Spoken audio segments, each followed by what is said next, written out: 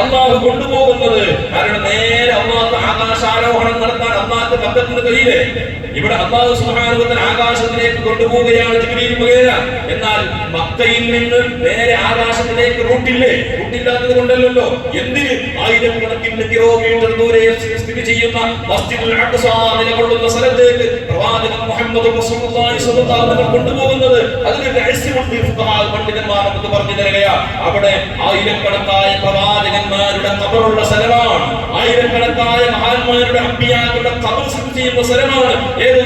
ഈ മസ്ജിദുൽ അഖ്സ. എത്രയോ 17,000-ഓളം എന്ന അഭിപ്രായമുണ്ട്. അങ്ങനെ അതിന്റെ എണ്ണം ആർക്കും കൃത്യമായി കിതാബുകൾ രേഖപ്പെടുത്തി കാണുന്നില്ല. എന്നാലും ആയിരക്കണക്കായ പ്രവാചകന്മാർ സ്ഥിതി ചെയ്യുന്ന ആ സ്ഥലത്തേക്ക് അല്ലാഹുവിന്റെ റസൂൽ സ്വല്ലല്ലാഹു അലൈഹി വസല്ലം കൊണ്ടുപോകുന്നു. എന്നിട്ട് അവിടുന്ന് സിയാറത്ത് ചെയ്തിട്ട് അവരോട് സലാം പറഞ്ഞിട്ടാണ് ആകാശത്തിലേക്ക് അല്ലാഹുവിന്റെ റസൂൽ സ്വല്ലല്ലാഹു അലൈഹി വസല്ലം കൊണ്ടുപോകുന്നത്. എന്നിട്ട് അല്ലാഹു സുബ്ഹാനഹു ഏഴാം ആകാശം വിട്ടുകടന്ന് സിദ്റത്തുൽ മുൻതഹ വിട്ടുകടന്നു. എന്നിട്ട് അല്ലാഹുവിനെ കണ്ടുമുട്ടി. ജിബ്രീൽ അലൈഹിസ്സലാത്തു വസ്സലാമിന് പോലും പെർമിഷൻ ഇല്ല. അല്ലാഹുവിന്റെ റസൂലിന് മാത്രം ലോകത്തിന് പ്രവാചകനിക്കോ ഒരു മനുഷ്യനിക്കോ അല്ലാഹുവിനെ കാണാൻ ദുനിയാവിൽ അല്ലാഹു അവസരം കൊടുത്തില്ല. അഷ്റഫുൽ ഖൽഖായ ഈ ഉമ്മത്തിന്റെ നേതാവായ മുഹമ്മദ് റസൂലുള്ളാഹി സ്വല്ലല്ലാഹു അലൈഹി വസല്ലം മാത്രമാണ് അല്ലാഹു കൊടുത്തത്. മൂസാ നബി അലൈഹിസ്സലാത്തു വസ്സലാം അല്ലാഹുവിനെ കാണാൻ വേണ്ടി ആഗ്രഹിച്ചു. തുരിസിന പർവതത്തിന്റെ മുകളിലേക്ക് കൊണ്ടുപോയി. ബഹുമാനപ്പെട്ട മൂസാ നബി അലൈഹിസ്സലാത്തു വസ്സലാമിന് അല്ലാഹുവിന്റെ ജലാലിയത്തിന്റെ അവിടുത്തെ ഒരു പ്രകാശത്തിന്റെ 70 ലക്ഷമെന്ന് അങ്ങനെ പല അഭിപ്രായക്കാരുടേതായാലുമായിക്കൊണ്ട് അല്ലാഹുവിന്റെ ജലാലിയത്ത് മാത്രമേ കണ്ടിട്ടുള്ളൂ.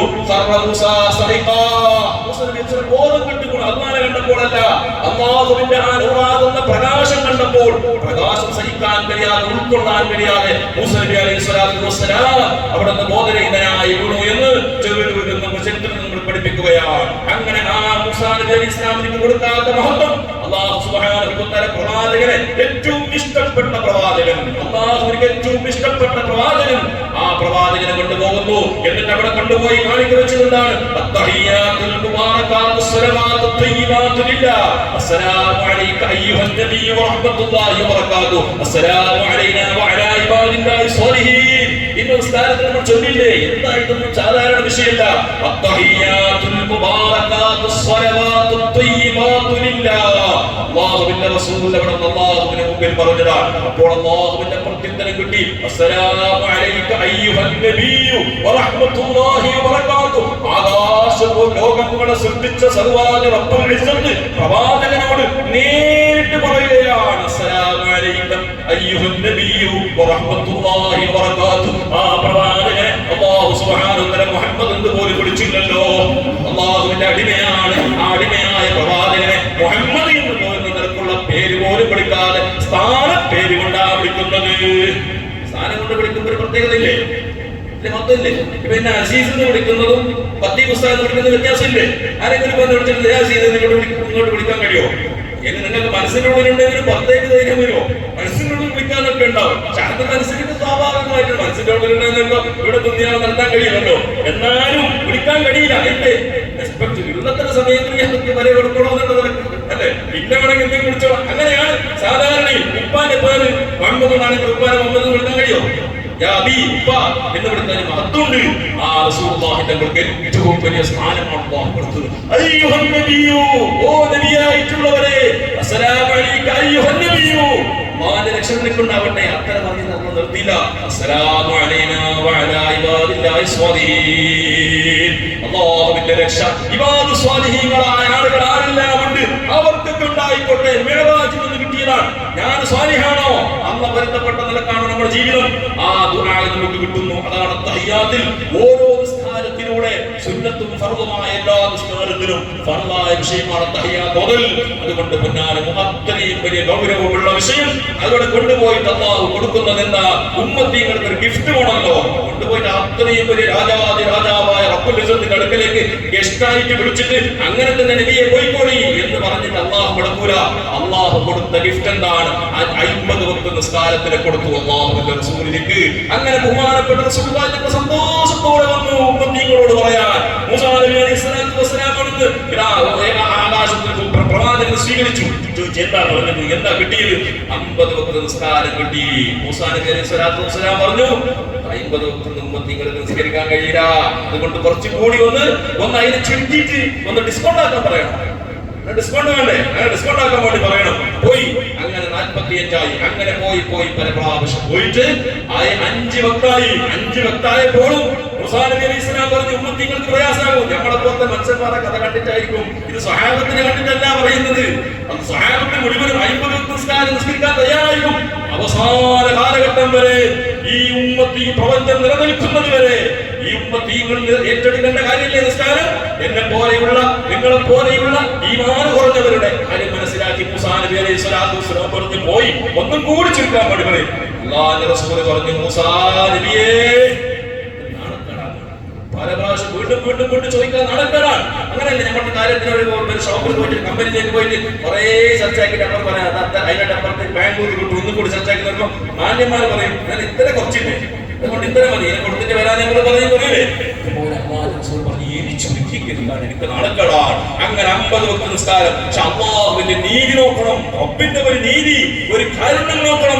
അല്ലാഹുവിന്റെ റസൂലിനോട് പറഞ്ഞു ആ 50 വക്ത് നിസ്കാരത്തിന് 45 കുറച്ചിട്ട് 5 വക്ത് ബാക്കി വെച്ചെങ്കിൽ പ്രതിഫലത്തിൽ നിന്ന് അല്ലാഹു കുറച്ചില്ല. 50 വക്ത് നിസ്കാരം നിസ്കരിച്ചതിന്റെ കൂലി ഈ ഉമ്മത്തീങ്ങൾക്ക് അല്ലാഹു സുബ്ഹാനഹു വ തആല തന്നു. അങ്ങനെ ആ ഉമ്മത്തീങ്ങളോട് ബഹുമാനപ്പെട്ട റസൂലുള്ളാഹി സ്വല്ലല്ലാഹു അലൈഹി വസല്ലം പഠിപ്പിച്ചതാണ്. അതുകൊണ്ടാണ് മരണത്തിന്റെ അവസാന ഘട്ടത്തിൽ ആയിഷ റളിയല്ലാഹു തആല അൻഹ നബി സല്ലല്ലാഹു അലൈഹി വസല്ലം മരണത്തിന്റെ അവസാനത്തിന്റെ സങ്കറാത്തിന്റെ വേദനയിലാണ്. ആ തന്റെ സമയത്ത് നബി സല്ലല്ലാഹു അലൈഹി വസല്ലം ചുണ്ടിങ്ങനെ അനങ്ങുകയാണ്. ആയിഷ റളിയല്ലാഹു അൻഹ അവിടുത്തെ ചുണ്ടിലേക്ക്, അവിടുത്തെ ശറഫാകപ്പെട്ട ആ ചുണ്ടിലേക്ക് അവിടുത്തെ ചെവിയെ അടുപ്പിച്ച് നോക്കി. എന്താണ് പറയുന്നത്? ആയിഷയുടെ കാര്യമല്ല, അബൂബക്കർ സിദ്ദീഖിന്റെ മകളായ ആയിഷ നിന്റെ കാര്യം ആരേറ്റെടുക്കുമെന്നല്ല, ഫാത്തിമയുടെ കാര്യമല്ല, അലി ഇബ്നു അബീ താലിബിന്റെ കഥയല്ല, എന്റെ കുടുംബത്തിന് ആര് സംരക്ഷിക്കുമെന്നല്ല. ഉമ്മത്തി ഉമ്മത്തി അസ്സലാ അസ്സലാ അസ്സലാ. മരിക്കുന്ന അവസാന ഘട്ടത്തിൽ പോലും ഉമ്മത്തികളോട് നബി സല്ലല്ലാഹു അലൈഹി വസല്ലം തങ്ങൾ വസിയത്ത് ചെയ്തത് നിസ്കാരത്തിന്റെ കാര്യമാണ്. ആ നിസ്കാര സ്വലാത്ത് നിസ്കരിക്കാത്ത മനുഷ്യരുണ്ടോ? അല്ലാഹുവിന്റെ റസൂൽ സല്ലല്ലാഹു അലൈഹി വസല്ലം തങ്ങൾ ഇന്നും കരഞ്ഞുകൊണ്ടിരിക്കുകയാണ്. റൗള ശരീഫിൽ ഓരോ ആഴ്ചയും വെള്ളിയാഴ്ച രാത്രിയിൽ ഉമ്മത്തികളുടെ ഓരോരുത്തരുടെ പേജുകൾ കൊണ്ടുപോയി കാണിക്കും. അവരവൻ ചെയ്ത സൽക്കർമ്മങ്ങൾ. നിസ്കാരം ഖളാഅക്കിയവനെ പറ്റി റസൂലുള്ളാഹി തങ്ങൾ ഏറ്റവും കൂടുതൽ സങ്കടപ്പെടുകയാണ്. ആരിക്കുസ്സലാത്തി മൽഊൻ മിനല്ലാഹ്, അല്ലാഹുവിന്റെ ശാപം ലഭിക്കുന്നവനാണ്. അതുകൊണ്ട് നിസ്കാരത്തിന്റെ കാര്യം ആഖിറുകാരോട് നമ്മളൊക്കെ നിസ്കരിക്കുന്നവരായിരിക്കണം. ഞാൻ എന്തിനാണ് ഇത്ര ഗൗരവത്തിൽ പറയുന്നത്? നമ്മളൊക്കെ നിസ്കരിക്കുന്ന മനുഷ്യന്മാരാ. നമ്മുടെ വീട്ടിൽ നമ്മുടെ അനുജന്മാർ, നമ്മുടെ മക്കൾ, നമ്മുടെ വേണ്ടപ്പെട്ടവർ, ഭാര്യമാർ, പെൺമക്കൾ നിസ്കരിക്കാത്തവരുണ്ടെങ്കിൽ അവരോട് നിങ്ങൾ താക്കീത് ചെയ്യണം. അവർക്ക് ഭക്ഷണവും അവർക്ക് വസ്ത്രവും അവർക്ക് പാർപ്പിടവും എല്ലാം പ്രബോധനം ചെയ്തു കൊടുക്കുന്നില്ലേ? ആരെങ്കിലും പോലെ ഉച്ചക്ക് ചോറില്ലാതായിട്ടുണ്ടാവും. നമ്മൾ പറയുന്നത് എന്റെ ഹയാത്ത് കാലത്ത് എന്റെ മക്കളെ പട്ടിണിയാവാൻ ഞാൻ വിടല, എന്റെ ഹയാത്ത് കാലത്ത് എന്ത് വേണമെങ്കിലും നമ്മൾ ചെയ്തു കൊടുക്കും. അങ്ങനല്ലേ സാധാരണ? ആരെങ്കിലും പറയുന്നത് ഇന്ന് ഒരു 3 ദിവസത്തേക്ക് വേണ്ട ഫുഡ് എല്ലാവരും പറയുന്ന സ്റ്റോക്ക് ഉണ്ടാവൂലേ? ഇന്നേ നമ്മുടെ കടമയാണ്. ഈ കടമയേക്കാളും വലിയ കടമയാണ് മക്കളോട് നിസ്കാരത്തിന്റെ കാര്യം, ഭാര്യമാരോട് നിസ്കാരത്തിന്റെ കാര്യം.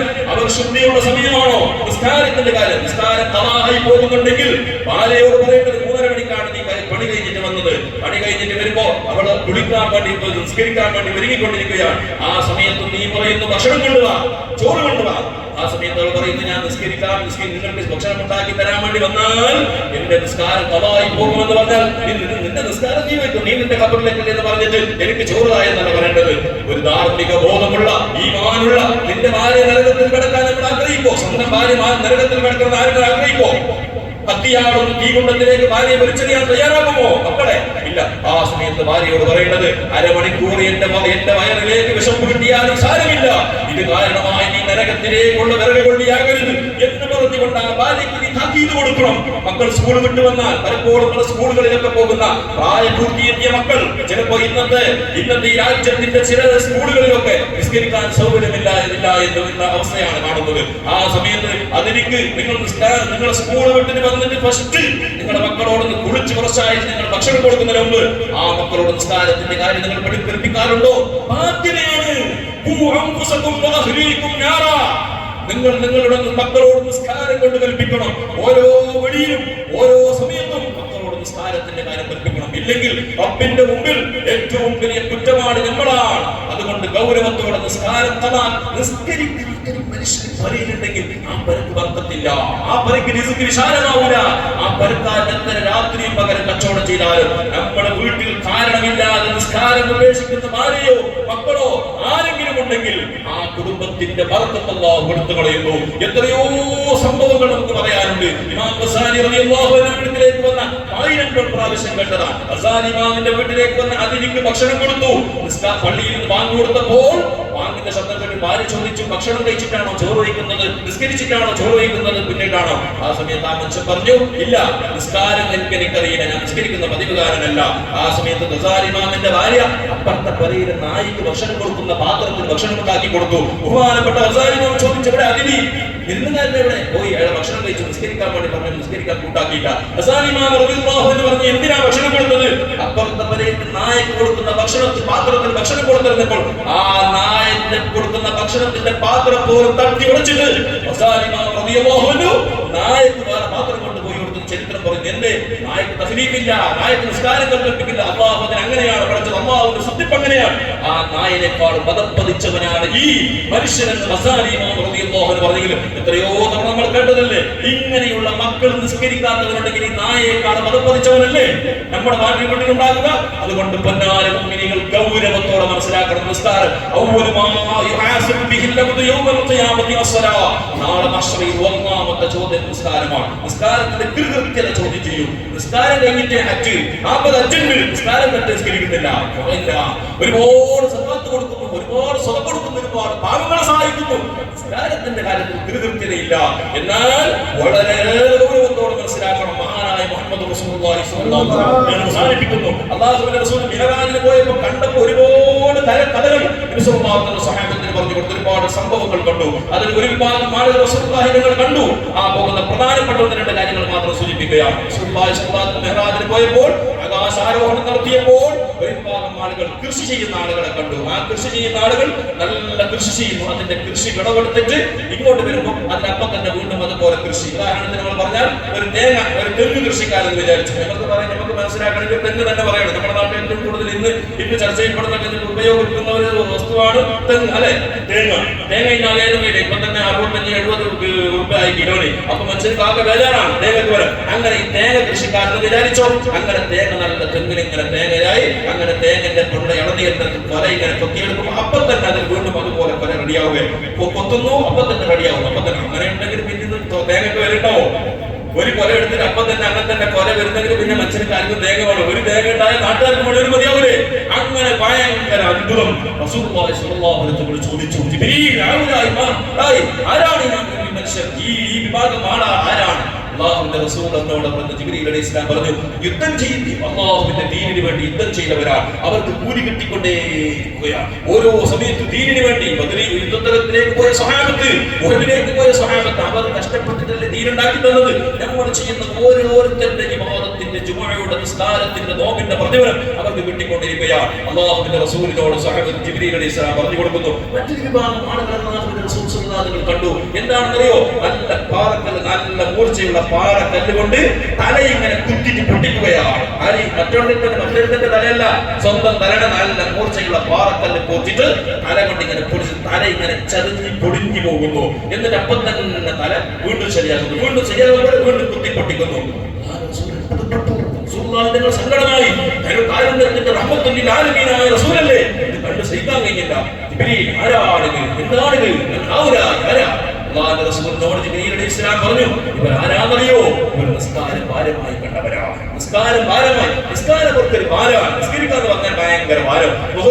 കൊടുത്ത് വെച്ചിട്ട് 4:02 വാങ്ങെങ്കിൽ 3:58 ബാത്റൂമിൽ പോയി കൊടുക്കാൻ കഴിയും. അങ്ങനെ തിരിച്ചു വന്നിട്ട് അങ്ങനെ ഓരോ നിസ്കരിക്കാൻ കൈകെട്ടിട്ട് ഒരു റക്അത്താകുമ്പോ കൊടുത്ത് ഓഫർ കിട്ടി. അങ്ങനെ അതേ മുസല്ലയിൽ അസറും കൂടി ജമ്മാക്കി നിസ്കരിക്കുന്ന യാത്രക്കാരന്റെ ജമ്മിന്റെ തക്ദീമും തഫ്സീറിന്റെ എല്ലാ ജമ്മും ഒരുമിച്ച് കൂട്ടി നിസ്കരിക്കുന്ന പോലെ ഈ രീതിയിൽ നിസ്കാരം ഒരു ഭാരമാണ്. ആർക്കെങ്കിലും തോന്നുന്നുണ്ടോ? പൊന്നാര മുഅ്മിനീങ്ങളെ തോന്നുന്നുണ്ട് നല്ലോണം തോന്നുകയാണ്. നിസ്കരിക്കാൻ വേണ്ടി നിൽക്കുമ്പോൾ ഭയങ്കര പ്രയാസമാണ് തോന്നുന്നതെങ്കിൽ ഈമാനില്ലാതിന്റെ അർത്ഥമാണ്, ഈമാനില്ലാതിന്റെ തെളിവാണ്. അത് എനിക്ക് എന്റെത് നിങ്ങൾക്ക് മനസ്സിലാക്കാൻ കഴിയില്ല, നിങ്ങൾക്ക് എനിക്ക് മനസ്സിലാക്കാൻ കഴിയില്ല. നിസ്കരിക്കാൻ വേണ്ടി നിൽക്കുമ്പോൾ, സുന്നത്ത് നിസ്കരിക്കാൻ വേണ്ടി നിൽക്കുമ്പോൾ നല്ല റാഹത്തോടു കൂടെയാണ്, സമാധാനത്തോടു കൂടെയാണ്, ഞങ്ങൾക്ക് ആനന്ദമാണ് തോന്നുന്നതെങ്കിൽ ഈമാൻ കുറച്ചുണ്ട് എന്നതിന്റെ തെളിവ്. നിസ്കരിക്കാൻ വേണ്ടി നിൽക്കുമ്പോൾ അപ്പൊ തന്നെ അവന്റെ മനസ്സിൽ പോലെ ഓർമ്മ വരും, സുന്നത്ത് നിസ്കാരത്തിന്റെ സൂറത്ത് തോന്നേണ്ടതില്ല, ഒറ്റ തോന്നേണ്ട, ഒരു ഫാത്തിഹ ഓതിയാൽ മതി, ഒറ്റ 1 മിനിറ്റ് കൊണ്ട് 2 റക്അത്ത് നിസ്കരിച്ച് പോകുന്ന അവസ്ഥ. അത് മാറ്റണം, ഇഖ്ലാസോടുകൂടെ നിർവഹിക്കണം. എന്നിട്ട് അല്ലാഹുവിന്റെ റസൂൽ സ്വല്ലല്ലാഹു അലൈഹി വസല്ലം വീണ്ടും ഒരു വിഭാഗം ആളുകളെ കണ്ടു. ഞാൻ അവസാനിപ്പിക്കുന്ന ഒരുപാട് പറയാനുണ്ട്, പക്ഷേ പറയാൻ സമയമില്ല. അല്ലാഹുവിന്റെ റസൂൽ മറ്റൊരു വിഭാഗം ആളുകളെ കണ്ടു. റസൂലുള്ളാഹി തങ്ങൾ പോകുമ്പോൾ അതാ കാണുന്നു ഒരു പാത്രത്തിൽ നല്ല ഫ്രഷ് നല്ല ഇറച്ചി വേവിച്ച് വെച്ചിട്ടുണ്ട്. നല്ല ഫ്രഷ്, നല്ല മട്ടൻ എന്ന് വെച്ചോ. ഇപ്പൊ നമുക്ക് നമ്മുടെ നാട്ടിൽ ഏറ്റവും വില നമ്മൾ ഗൗരവം കൊടുക്കുന്നത് മട്ടൻ ഇറച്ചിയല്ലേ. നല്ല ഫ്രഷ് മട്ടൻ, നല്ല വേവിച്ചിട്ട്. ഉദാഹരണത്തിന് നമുക്ക് ഇങ്ങനെ പറയാം, നല്ല മട്ടൻ മന്തി എന്ന് വെച്ചോ. നല്ല മട്ടൺ മന്തി നല്ല ഫ്രഷ് ഇങ്ങനെ വെച്ചിട്ടുണ്ട്. നാളെ കാണുമ്പോൾ തന്നെ നല്ല സുഗന്ധം കൊണ്ട് കാണും. ഇത് മറ്റൊരു പാത്രത്തിൽ ഭയങ്കര ടേസ്റ്റ് ചീഞ്ഞി നാറുന്ന ഇറച്ചികളുണ്ട്.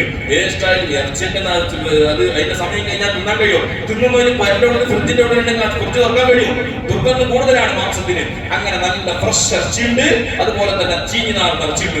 നല്ല മാന്യന്മാരായിട്ട് വരുന്ന വിഭാഗം ആളുകൾ ഈ ഫ്രഷിനെ പോയി നോക്കുന്നു, തിന്നാൻ കഴിയുന്നില്ല. അപ്പുറത്ത് നോക്കുമ്പോ നല്ല ചീഞ്ഞി നാറുന്ന നന്നായി തിന്നാണ്.